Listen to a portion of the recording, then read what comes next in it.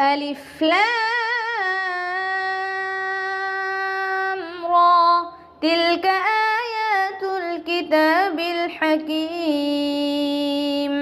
أكان للناس عجبا أن أوحينا إلى رجل منهم أن أنذر الناس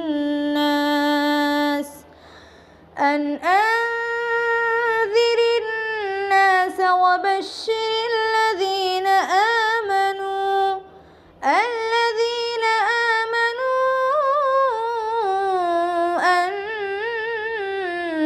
لهم قدم صدق عند ربهم.